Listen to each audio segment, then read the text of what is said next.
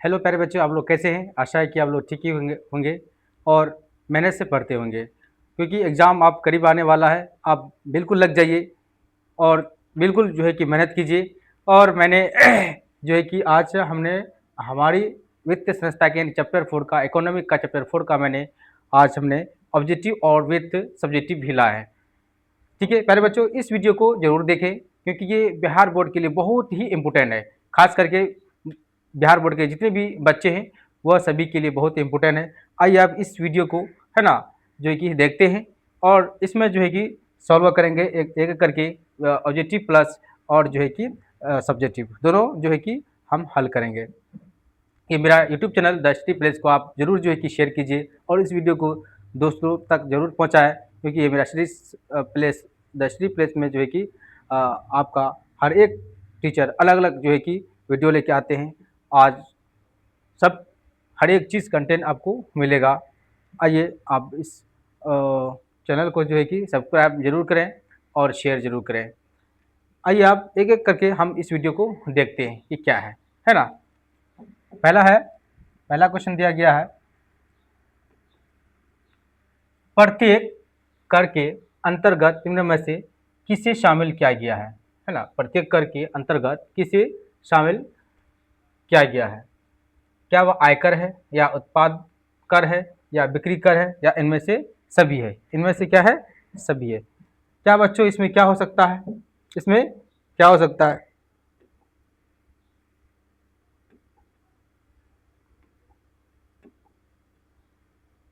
आइए सलो करते हैं। क्या वह आयकर हो सकते हैं या उत्पाद हो सकते हैं या फिर बिक्री कर हो सकते हैं या इनमें से सभी हो सकते हैं? इसका सही आंसर क्या होगा? आयकर। क्या होगा?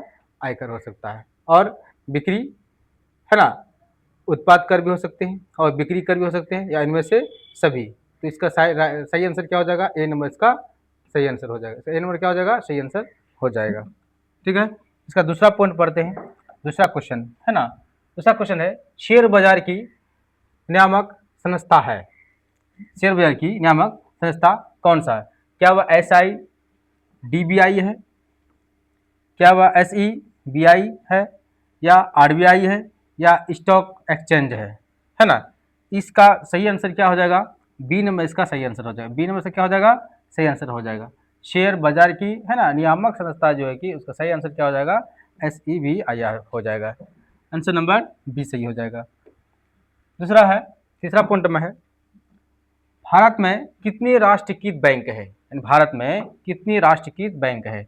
क्या वह 14 है, क्या वह 12 है, क्या वह 19 है, क्या वह 20 है? इन सभी में से आंसर क्या होगा प्यारे बच्चों?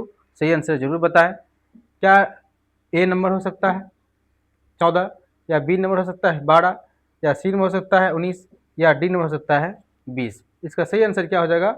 ए नंबर इसका राइट हो जाएगा। ए नंबर इसका क्या हो जाएगा? राइट हो जाएगा, है ना। भारत में कितने राष्ट्रीयकृत बैंक है? वो 14 प्रकार के राष्ट्रीयकृत बैंक है। ठीक है, आइए अब चौथा क्वेश्चन पढ़ते हैं।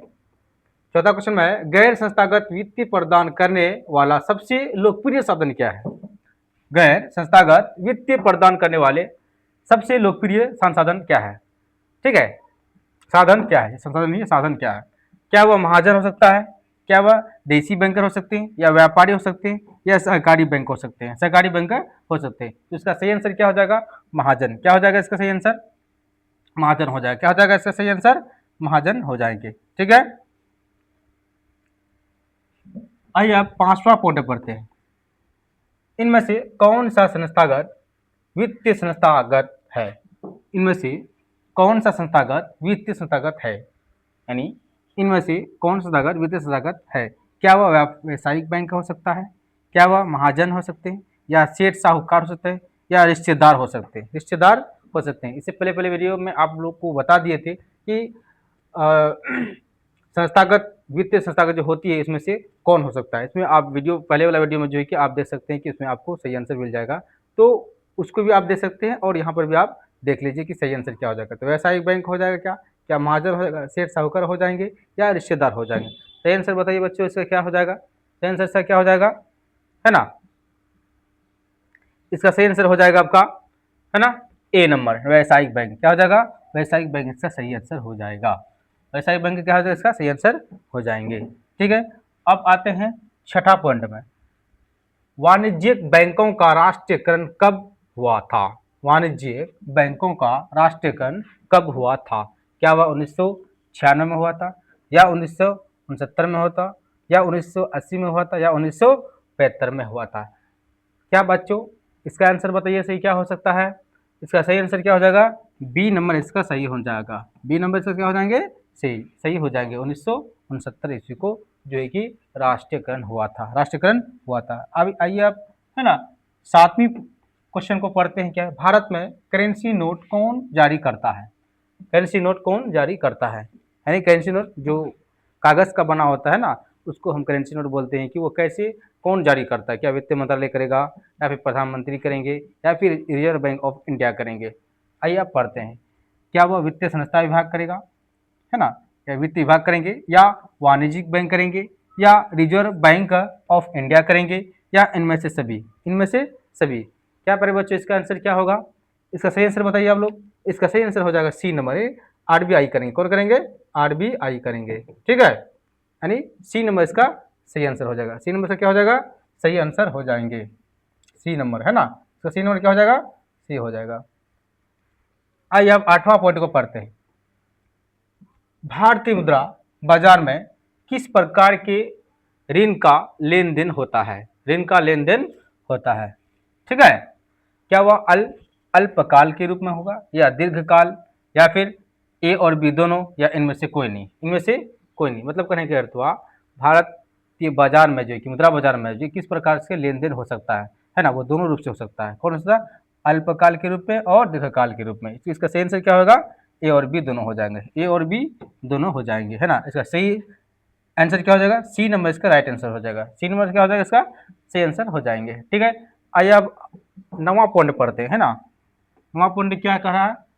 आइए आप पढ़ते हैं। राज्य वित्त आयोग का गठन किया जाता है। राज्य वित्त आयोग का गठन किया जाता है। क्या वह पंचायतों की वित्तीय स्थिति के पुनरावलोकन के लिए, या फिर केंद्र और राज्यों की वित्तीय संबंध के पुनरावृत्ति हेतु, या फिर बैंकों की वित्तीय स्थिति, है ना, पुनरावलोकन हेतु, या इनमें से सभी, या इनमें से सभी? इसका सही आंसर क्या हो जाएगा बाबू? इसका, है ना, सही आंसर क्या हो जाएगा? इसका सही आंसर बताइए। केंद्र और राज्यों की वित्तीय संबंध के, या पुनरावृत्ति हेतु, या बैंकों की वित्तीय स्थिति के, है ना, पुनरावृत्ति हेतु, ठीक है। इसका सही आंसर हो जाएगा सी नंबर, इसका राइट हो जाएगा। सी नंबर क्या हो जाएगा? इसका राइट हो जाएंगे। सी नंबर क्या हो जाएगा? इसका राइट हो जाएगा, ठीक है। आइए आप 10वां पॉइंट पढ़ते हैं। 10वां पॉइंट पढ़ते हैं। कृषि तथा ग्रामीण विकास के लिए पुनरावृत्ति करने वाली शीर्ष संस्था कौन सी है? कृषि तथा ग्रामीण विकास के लिए पुनरावृत्ति करने वाली शीर्ष, है ना, संस्था कौन सी है? क्या वह भूमि है, या भूमि विकास बैंक है, या नाबार्ड है, या क्षेत्र ग्रामीण बैंक है, या क्षेत्र ग्रामीण बैंक है, ठीक है। कृषि तथा ग्रामीण विकास के लिए पुनरावृत्ति करने वाली शीर्ष संस्था कौन सी है? क्या वह भूमि है, क्या भूमि विकास बैंक है, या नाबार्ड है, या क्षेत्र ग्रामीण बैंक है, या क्षेत्र ग्रामीण बैंक है? इसका सही आंसर क्या हो जाएगा बाबू? इसका सही आंसर बताइए। भूमि विकास बैंक हो जाएगा, या नाबार्ड हो जाएगा, या क्षेत्र ग्रामीण बैंक हो जाएंगे, ठीक है। इसका सही आंसर क्या हो जाएगा? सी नंबर यानी नाबार्ड। इसका सही आंसर क्या हो जाएगा? नाबार्ड हो जाएंगे। क्या हो जाएंगे? नाबार्ड हो जाएंगे, ठीक है। आइए अब 11वां पॉइंट पढ़ते हैं। 11वां क्वेश्चन क्या कह रहा है? 11वां क्वेश्चन क्या कह रहा है? ग्रामीण बैंक के संस्थागत कौन है? ग्रामीण बैंक के संस्थागत कौन है? क्या प्रोफेसर मोहम्मद यूनुस है, या एवल जलाल है, या सी रंगराजन है, या इनमें से कोई नहीं? इनमें से कोई नहीं, इनमें से कोई नहीं। इसका सही आंसर क्या हो जाएगा, है ना? इसका सही आंसर क्या हो जाएगा? ए नंबर से क्या हो जाएगा? सही हो जाएंगे, ए नंबर, है ना। ए नंबर इसका राइट आंसर है। आइए अब 12वां पॉइंट पढ़ते हैं। 12वां पॉइंट पढ़ते हैं। भारत की वित्तीय राजधानी किस शहर को कहा जाता है? भारत की, है ना, वित्तीय राजधानी किस शहर को कहा जाता है? वित्तीय राजधानी किस शहर को कहा जाता है? भारत की वित्तीय राजधानी किस शहर को कहा जाता है? क्या वह मुंबई हो सकता है, क्या वह दिल्ली हो सकता है, या पटना, या बेंगलोर, है ना। तो इसका सही आंसर ए नंबर इसका सही हो जाएंगे। ए नंबर से क्या हो जाएंगे? सही हो जाएंगे। यानी मुंबई जो है कि वित्तीय, भारत की वित्तीय राजधानी जो है कि मुंबई को कहा जाता है। वित्तीय राजधानी किसको कहा जाता है? मुंबई को कहा जाता है। आइए अब है ना 13वां पॉइंट पढ़ते हैं कि बिहार में पहला क्षेत्रीय ग्रामीण बैंक कब स्थापित हुआ? बिहार में पहला क्षेत्रीय ग्रामीण बैंक कब स्थापित हुआ? क्या हुआ? 1975 में हुआ, या 1974 में हुआ, या 1965 में हुआ, या 1966 में, या 1966 में हुआ। ठीक है, बिहार में पहला क्षेत्रीय ग्रामीण बैंक जो है कि स्थापित जो हुआ वह 1975 में हो सकता है ना? क्या हुआ? 1974 में होगा, या 1965 या 1966 में। इसका सही आंसर क्या हो जाएगा? 1975 में हुआ। कब हुआ? 1975। इसका ए नंबर राइट हो जाएंगे। ए नंबर क्या हो जाएंगे? इसका राइट हो जाएंगे। ठीक है, आइए आप 14 नंबर में पढ़ते हैं कि 14 नंबर में क्या है। केंद्र सहकारी बैंक किस स्तर पर काम करती है? केंद्र सहकारिता यानी सहकारी बैंक किस स्तर पर काम करती है? क्या वह ग्राम स्तर पर करेगा, क्या वह जिला स्तर पर करेंगे, या राज्य स्तर पर, या राष्ट्रीय स्तर पर? राष्ट्रीय स्तर पर। ठीक है, 14 नंबर का आंसर सही बताइए आप लोग। 14 नंबर का आंसर हो जाएगा आपका है ना बी नंबर। क्या हो जाएगा? बी नंबर इसका सही हो जाएगा। बी नंबर इसका क्या हो जाएंगे? सही हो जाएंगे। बी नंबर क्या हो जाएगा? इसका सही हो जाएंगे। इसका है जिला स्तर पर। केंद्र सरकारी जो बैंक है वह जो है कि जिला स्तर तक भी काम कर सकते हैं, काम करते हैं ना। अब आइए 14 हो गया। अब आते हैं 15वां पॉइंट क्या है। प्राथमिक कृषि साख समिति किस प्रकार का ऋण प्रदान करती है? प्राथमिक कृषि साख समिति किस प्रकार का ऋण प्रदान करती है? क्या वह अल्पकालीन के रूप में काम करेगा, या मध्यकालीन, या दीर्घकालीन, या इनमें से सभी? इनमें से सभी। कहने का अर्थ हुआ प्राथमिक कृषि साख जो समिति है वो किस प्रकार का ऋण प्रदान करती है? वह तीनों तरह से काम करेगा। वो अल्पकालीन के रूप में, मध्यकालीन के रूप में, दीर्घकालीन के रूप में यानी इसका डी नंबर इसका सही आंसर हो जाएगा। डी नंबर क्या हो जाएगा? इसका सही हो जाएंगे। ठीक है, आइए आप 16वां पॉइंट पढ़ते हैं। 16वां क्वेश्चन क्या है।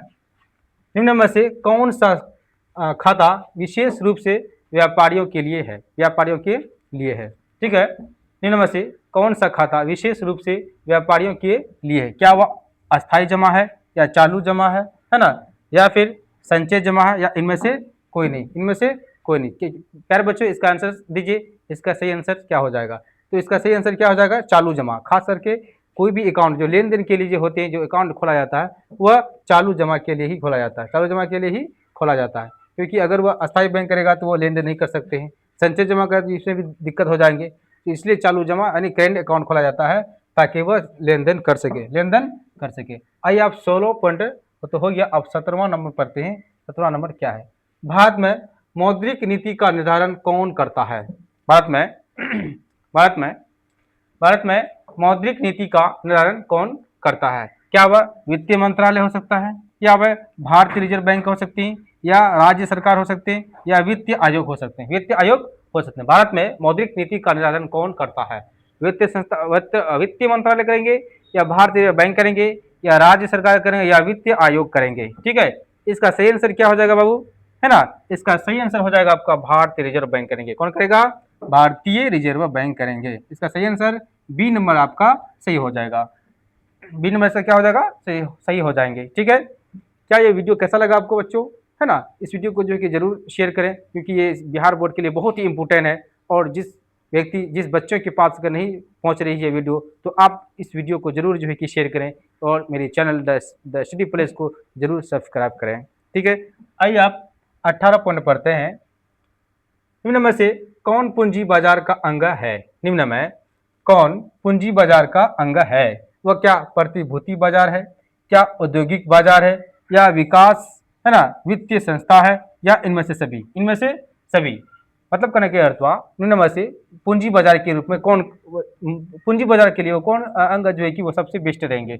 वह क्या वह प्रतिभूति बाजार के लिए अच्छा रहेंगे, या औद्योगिक बाजार के लिए अच्छा रहेंगे, या विकास वित्तीय संस्था के लिए होंगे? तो इनमें से सभी हो जाए। इसका डी नंबर से क्या हो जाएंगे? सही आंसर हो जाएंगे। इनमें से सभी, इनमें से सभी इसका सही आंसर हो जाएंगे। ठीक है, 17 हो गया, 18 भी हो गया। अब आते हैं 19 नंबर में क्या कह रहा। 19 नंबर में क्या कह रहा। व्यापारिक बैंक का एजेंसी है ना कार्य क्या है? व्यापारिक बैंक का एजेंसी कार्य क्या है? व्यापारिक बैंक का एजेंसी है ना कार्य क्या है? एजेंसी का कार्य क्या है? तो 1 नंबर में क्या हो जाएगा, क्या वह ऋण देने के लिए होता है, या प्रतिभूतियों का क्रय विक्रय करना होता है, या लॉकर सुविधा देना होता है, या जमा स्वीकार करना होता है। जमा स्वीकार करना होता है। क्या प्यारे बच्चों, इसका सही आंसर बताइए आप लोग, है ना। इसका सही आंसर क्या हो जाएगा, इसका सही आंसर क्या हो जाएगा, है ना। इसका सही आंसर हो जाएगा आपका, इसका सही आंसर हो जाएगा प्रतिभूतियों का क्रय विक्रय करना, यानी बी नंबर इसका सही हो जाएंगे। इसका बी नंबर क्या हो जाएगा, सही हो जाएंगे, समझाई। तो व्यापारिक बैंक का एजेंसी का कार्य यही है, क्या है, प्रतिभूतियों का क्रय विक्रय करना। इसका सही आंसर यानी 19 नंबर का आपका बी नंबर इसका सही हो जाएंगे। ठीक है, आइए आप 20 क्वेश्चन को पढ़ते हैं, है ना। सहकारिता का मूल तत्व क्या है, सहकारिता का मूल तत्व क्या है, क्या वह आपसी सहयोग करना है, या स्वैच्छिक सदस्यता, या फिर जनतांत्रिक संचालन, या फिर इनमें से सभी, या इनमें से सभी। सहकारिता का मूल तत्व क्या है, आपसी सहयोग करना, स्वैच्छिक सदस्यता, या जनतांत्रिक संचालन, या फिर इनमें से सभी, इनमें से सभी। इसका सही आंसर क्या हो जाएगा बाबू, अच्छे से बताओ, इसका सही आंसर बताइए। इसका सही आंसर हो जाएगा आपका डी नंबर, इनमें से सभी हो जाएंगे। क्या हो जाएंगे, क्या आपसी सहयोग भी हो सकते हैं, स्वैच्छिक सदस्यता भी होना चाहिए, और जनतांत्रिक संचालन भी होना चाहिए। इसका सही आंसर क्या हो जाएगा बाबू, इसका सही आंसर हो जाएगा आपका डी नंबर। डी नंबर इसका सही हो जाएगा, डी नंबर क्या हो जाएगा, इसका सही आंसर हो जाएंगे। ठीक है, अब आइए 21 नंबर को सॉल्व करते हैं। भूमि विकास बैंक को पहले किस नाम से जाना जाता है, किस नाम से जाना जाता है, क्षेत्रीय ग्रामीण बैंक, या सहकारी बैंक, या फिर भूमि बंधन बैंक, या फिर नाबार्ड। इसमें 4 ऑप्शन दिया हुआ है। ए में है आपका क्षेत्रीय ग्रामीण बैंक, है ना। बी में है आपका सहकारी बैंक, सी में आपका भूमि बंधन बैंक, या डी में है आपका नाबार्ड। डी में क्या है, नाबार्ड। इसका आंसर, सही आंसर क्या हो जाएगा बाबू, इसका सही आंसर होगा क्षेत्रीय ग्रामीण बैंक। 21 नंबर का ए नंबर आपका राइट हो जाएगा, ए नंबर क्या हो जाएगा, राइट हो जाएंगे। यानी भूमि विकास बैंक जो को पहले किस नाम से जाना जाता है, वो क्षेत्रीय ग्रामीण बैंक से नाम से जाना जाता था। ठीक है, आइए 22 नंबर को सॉल्व करते हैं। 22 नंबर क्या है, 22 नंबर क्या है, सूक्ष्म वित्त संस्था की शुरुआत किस देश ने की। अरे जो आप लोगों को बताए थे पहले वीडियो में कि सूक्ष्म संस्था जो होती है वो ऐसी संस्था थी जो छोटे मोटे व्यापारी के लिए जो है कि वह ऋण देते थे, और उसको तरक्की करने के लिए, आगे बढ़ने के लिए जो है कि ऋण देते थे। तो ये इसकी शुरुआत जो हुई थी वो कहाँ से हुई थी, किस देशों से हुई थी। इसकी शुरुआत जो है कि आपका हुआ था बांग्लादेश से। कहाँ से हुआ था, बांग्लादेश से, है ना, बांग्लादेश से हुआ था। कहाँ से हुआ था, बांग्लादेश। इसका सही आंसर क्या हो जाएंगे, सी नंबर इसका राइट हो जाएगा, सी नंबर क्या हो जाएंगे, इसका राइट हो जाएंगे। आइए आप 23 नंबर को सॉल्व करते हैं, है ना। 23 नंबर में क्या कह रही है, पूंजी बाजार से प्राप्त ऋणों की परिपक्वता अवधि क्या होती है, क्या होती है। ठीक है, क्या वह अल्पकालीन के रूप में होगा, या दीर्घकालीन, या ए और बी दोनों, या इनमें से कोई नहीं, या इनमें से कोई नहीं, इनमें से कोई नहीं। कह रहा है पूंजी बाजार से प्राप्त ऋणों की परिपक्वता अवधि किया जाता है, क्या वह अल्पकालीन के रूप में होगा, या दीर्घकालीन, या इनमें से दोनों, ए और बी दोनों, इनमें से कोई नहीं। इसका सही आंसर सी नंबर इसका राइट हो जाएगा, सी नंबर क्या हो जाएगा, इसका राइट हो जाएंगे। अल्पकालीन के रूप में कार्य करेगा और दीर्घकालीन के रूप में भी कार्य करेंगे। क्या ये बच्चों ये वीडियो मेरा कैसा लगा, है ना। इस वीडियो को जरूर शेयर करें, क्योंकि ये 23 नंबर, उसके बाद दो ऑब्जेक्टिव और है, 24 और 25। ठीक है, क्योंकि 25 ऑब्जेक्टिव लेके आए हैं और साथ ही साथ इसके साथ सब्जेक्टिव भी लेके आए हैं। ठीक है, 24 नंबर है, दलाल राष्ट्रीय स्ट्रीट निम्न में से किससे संबंधित है ना। दलाल स्ट्रीट जो है कि वह किससे संबंधित है, क्या वह तेल परिशोधन के लिए होता है, या दूध उत्पादन के लिए होता है, या पूंजी बाजार, या इनमें से कोई नहीं, या इनमें से कोई नहीं। इसका सही आंसर बाबू क्या हो जाएगा, सी नंबर इसका राइट हो जाएगा, सी नंबर क्या हो जाएगा, इसका राइट हो जाएंगे। ठीक है, पूंजी बाजार के लिए दलाल जो है कि वो स्ट्रीट के रूप में कार्य करती है। 24 नंबर हो गया। अब आते हैं 25 नंबर में क्या कार्य है, इनमें से कौन भारतीय मुद्रा संगठित क्षेत्रों का अंग है, क्या वह सार्वजनिक बैंक हो सकते हैं, या निजी बैंक, या वाणिज्यिक बैंक, या इनमें से सभी, या इनमें से सभी हो जाएंगे। ठीक है, मतलब कहने का अर्थ हुआ इनमें से कौन सा भारतीय मुद्रा संगठित क्षेत्रों का अंग है, तो वो हो जाएंगे सार्वजनिक बैंक, है ना, और निजी बैंक, और वाणिज्यिक बैंक, और इनमें सभी। यानी मतलब कहने का अर्थ हुआ किस प्रकार जो है कि मुद्रा आप जो है कि संग्रहित कर सकते हैं, लेन देन कर सकते हैं, जमा कर सकते हैं, निकाल सकते हैं, तो आपको तीनों रूप में कर सकते हैं। तो इसका सही आंसर हो जाएगा डी नंबर। इसका डी नंबर क्या हो जाएंगे, राइट नंबर।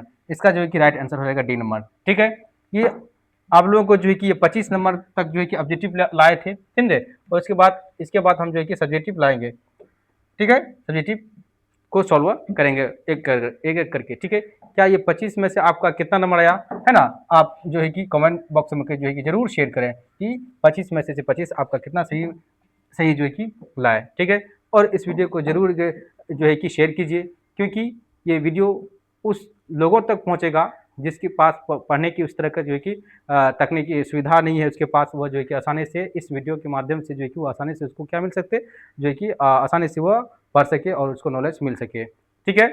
ये द सिटी प्लेस को जो है कि जरूर जो है कि सब्सक्राइब करें, ठीक है। आइए अब हम एक एक करके फिर सब्जेक्टिव को सॉल्व करते हैं, ठीक है। ऑब्जेक्टिव तो हल हो गया, अब हम सब्जेक्टिव को सॉल्व करते हैं। निम्नलिखित प्रश्नों का उत्तर हल कीजिए, ठीक है। ये क्वेश्चन दिया हुआ, समझे। ये क्वेश्चन ही बहुत ही इंपोर्टेंट है। ये क्वेश्चन जो है कि आपका बोर्ड में 3 नंबर का पूछ सकता है ना, और 2 नंबर का पूछ सकता है, ठीक है।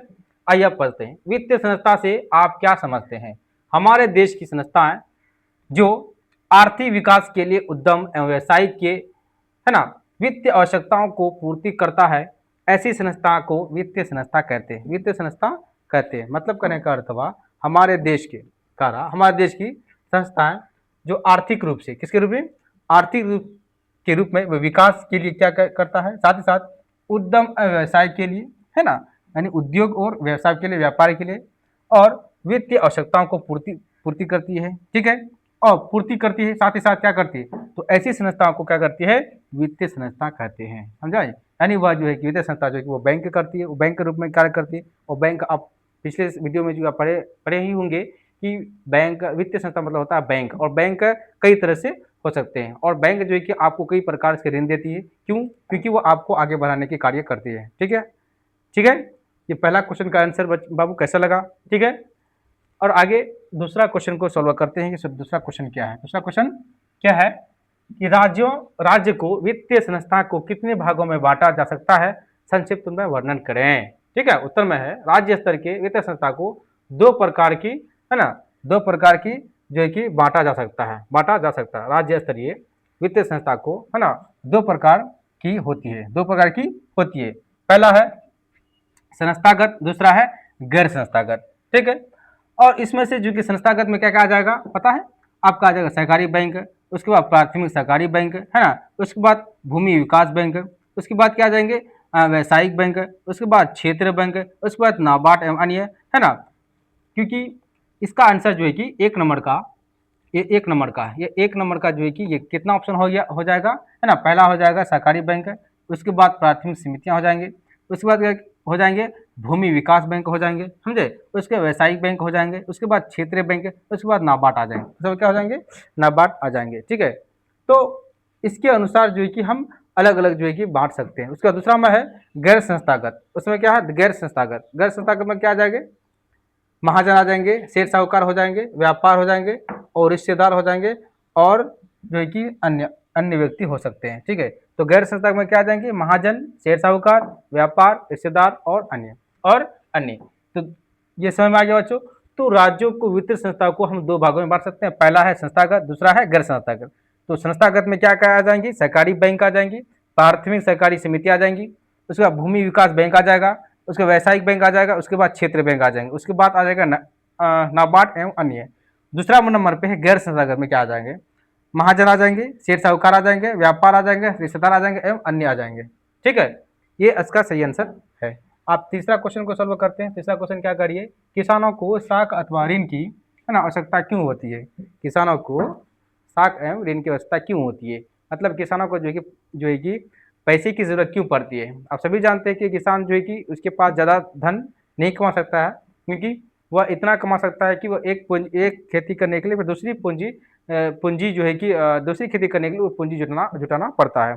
तो जब जुटाना पड़ता है तो उस समय क्या होती है, तो उसके पास हाथ खाली रहता है। जब खाली रहता है तो उस खेती को करने के लिए किसान ने क्या करता है, ऋण लेते हैं, बैंकों से क्या करते हैं, ऋण लेते हैं। तो वही चीज़ कह रहा है कि किसानों को साख अथवा ऋण की आवश्यकता क्यों पड़ती है, वह इस प्रकार पड़ती है जो दिया हुआ है। उत्तर में है किसानों के पास आय की, है ना, कमी होती है। अब जो चीज़ अभी आप लोगों को बताया, किसान एक कृषि पर निर्भर रहता है, जो कृषि से जो है कि ज़्यादा इनकम नहीं कमा सकते हैं, तो इसलिए जो क्या करते हैं, आय की कमी होती है तथा बचत नहीं कर पाते हैं किसानों को खेती के लिए पूंजी की आवश्यकता पड़ती है। किसकी? पूंजी की आवश्यकता पड़ती है और किसान ऋण लेकर बीज, उर्वरक, कीटनाशक आदि खरीद सकते हैं। क्या करते हैं? खरीदते हैं। तो किसान जो है कि ऐसे फसल ऐसे जो है कि ऋण नहीं लेते, जब तक उसकी जरूरत नहीं पड़ती तब तक वह ऋण नहीं लेती। और वह ऋण जो लेती किस लिए लेती है? वो बीज के लिए लेती है और खाद के लिए लेती है और कीटनाशक के करने के लेती है।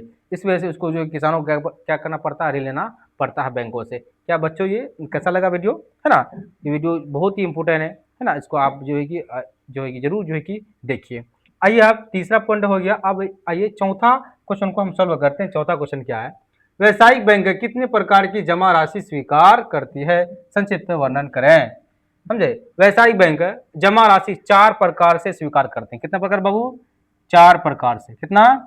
4 प्रकार से स्वीकार करते हैं। नंबर 1 में है अस्थायी जमा, दूसरा में है चालू जमा, है ना, चालू जमा।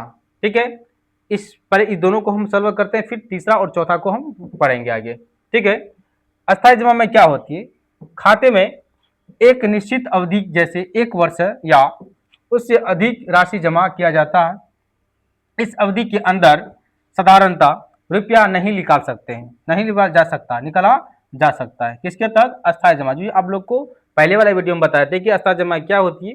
अस्थायी जमा वैसी होती है जो आप बैंक को अगर 5 लाख रुपए जमा करते हैं तो 1 साल के लिए, तो आप 1 साल के लिए वो पैसा भूल जाइए, वो पैसा को आप निकालने की अथॉरिटी नहीं देगी। ठीक है, लेकिन ये है कि आप जब 1 साल के बाद 5 लाख रुपए जब निकालिएगा तो वह आपको भारी ब्याज जरूर देगी। तो वही चीज़ कर रही है। तो अस्थायी जमा क्या होती है?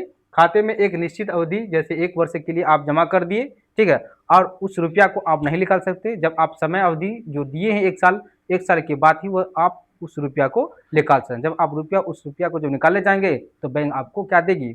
ब्याज देगी। क्या देगी? ब्याज देगी। ये हो गया आपका पहला अस्थायी जमा। दूसरा में है चालू जमा। दूसरा में क्या है?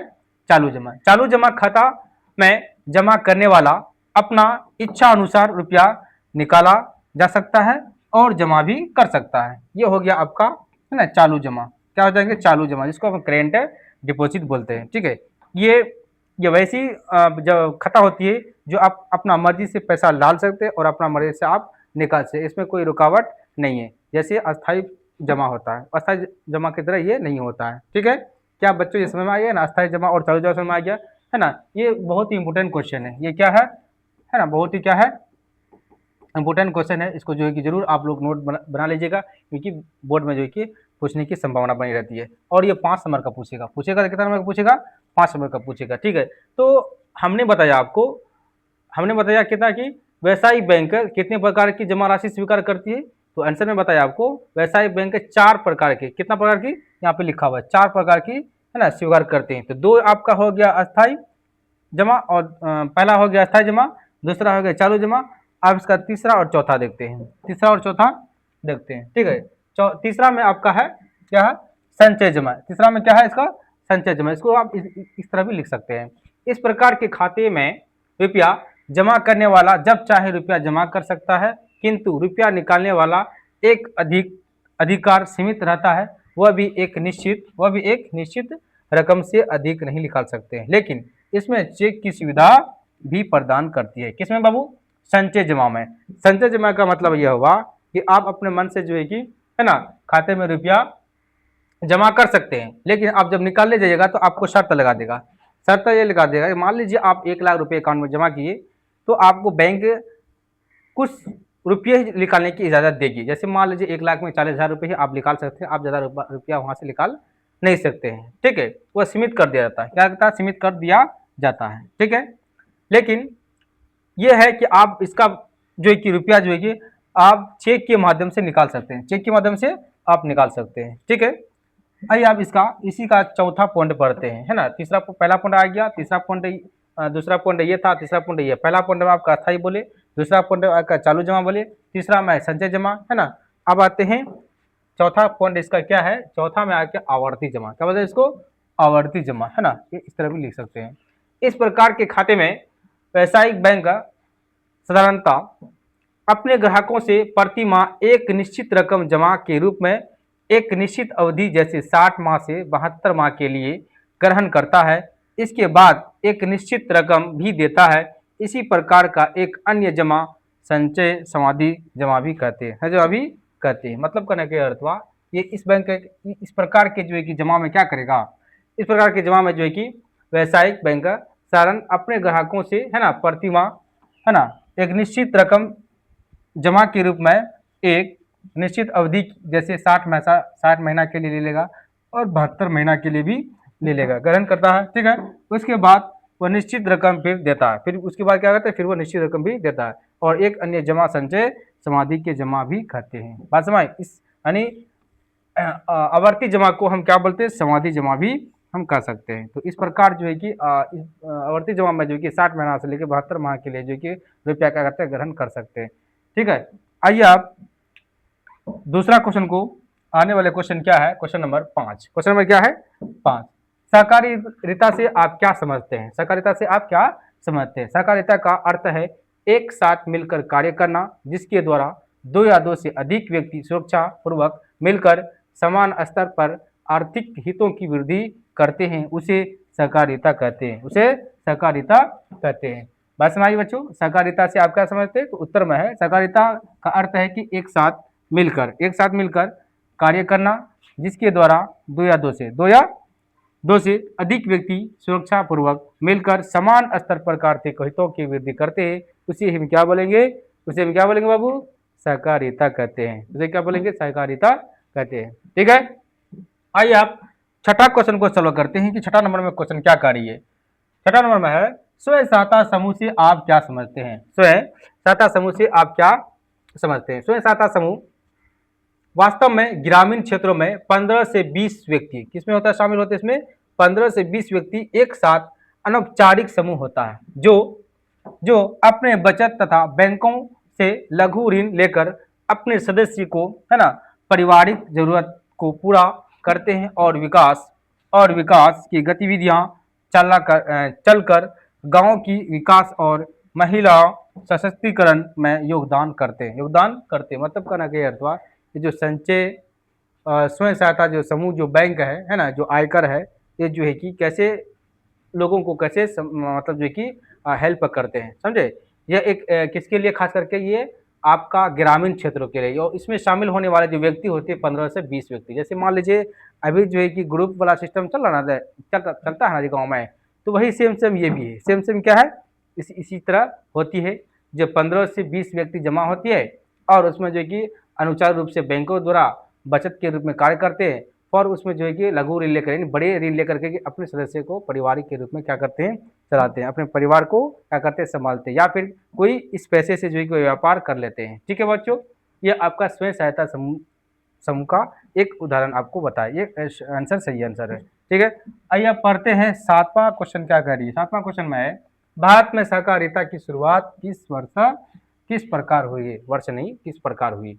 भारत में सहकारिता की शुरुआत किस प्रकार हुई है, संक्षिप्त में वर्णन करें। आंसर में है 1904 में। कब, 1904 में जब सहकारिता साख समिति विधान पारित हुआ, तो सहकारी समिति की कार्य प्रणाली में सुधार के लिए 1912 में एक और अधिनियम बनाया गया। सहकारी समिति की प्रगति की समीक्षा एवं विकास की रूपरेखा निर्धारित करने के उद्देश्य से 1914 में मैकलेगन ने समिति नियुक्त की गई और 1919 में सहकारिता प्रांतीय सरकारों का हस्तांतरित विषय बन गई। मतलब शुरू हुआ आपका कहाँ से, 1904 में, और 1919 तक आते रहते ये की सरकारी जो है कि सरकारी जो शुरुआत हुई थी वो पूर्ण रूप से क्या हो गया, वो सरकार के अंदर में चला गया और वह एक तरह का विषय बन गई। क्या बन गई, वह एक तरह का विषय बन गई। ठीक है, तो भारत में सहकारिता की शुरुआत किस वर्ष से प्रकार हुई, तो इस प्रकार से हुई, जो स्पष्ट दिया 1904 में शुरू हुआ और 1919 में फाइनली कंप्लीट हो गया। और इसका जो है कि कई जो है कि समिति भी बैठक गया जिसका नाम था है ना मैकलेंगन। क्या लिखा हुआ, मैकलेंगन शुरू की गई, और ये मैकलेंगन जो शुरुआत हुई थी, शुरू की गई थी वह 1919 में। 1919 में। क्या बच्चों ये कैसा लगा आपको, है ना वीडियो।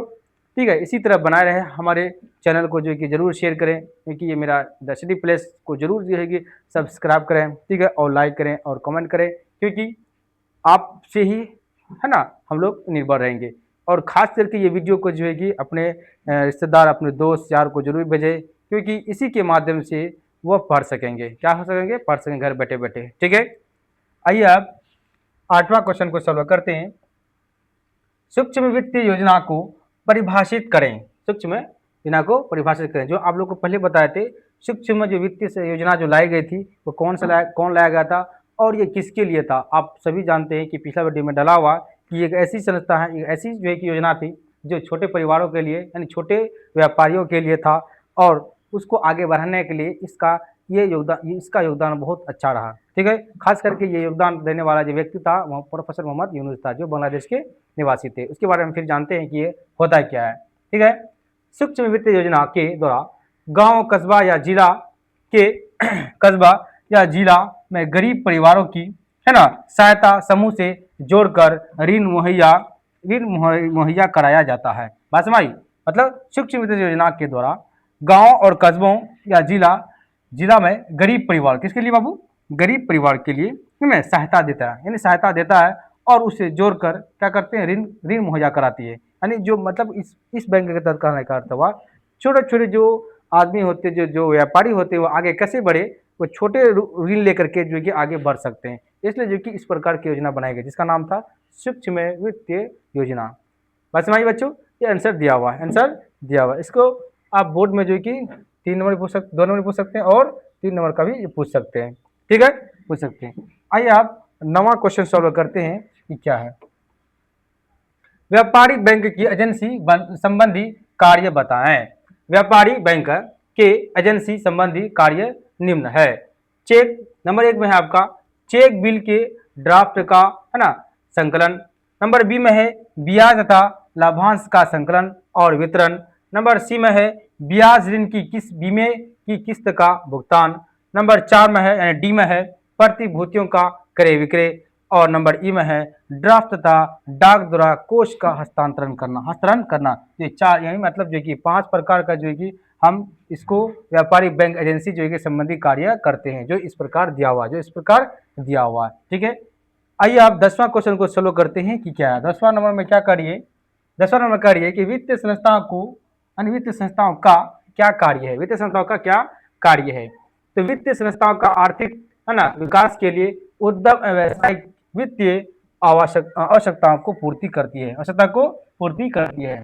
ठीक है, वित्तीय संस्थाओं का क्या कार्य है? इसका सही आंसर दिया हुआ बच्चों कि वित्तीय संस्थाएं आर्थिक विकास के लिए उद्यम एवं व्यवसाय के वित्तीय आवश्यकताओं की पूर्ति करता है। इसका सही आंसर दिया हुआ है। 10 नंबर सॉल्व हो गया। अब आते हैं कि 11वां नंबर पे क्या है। 11वां नंबर में क्या है?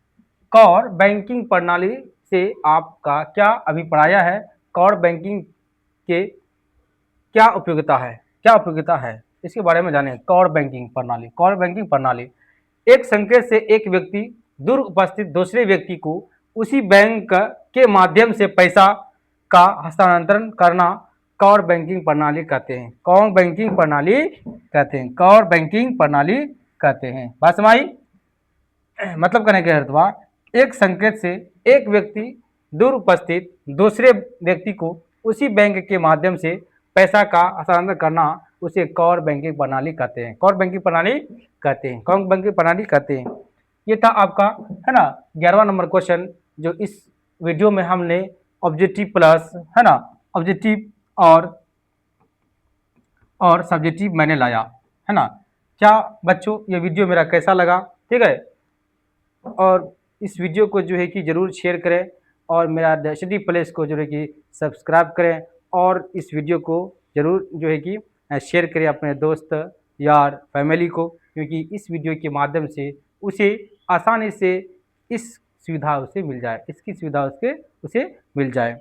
चलिए आप फिर आते हैं, फिर आप मेरे साथ बने रहें। ठीक है, फिर हम दूसरे दिन फिर दूसरा चैप्टर लेकर के जरूर आएंगे। तब तक के लिए धन्यवाद। जय हिंद।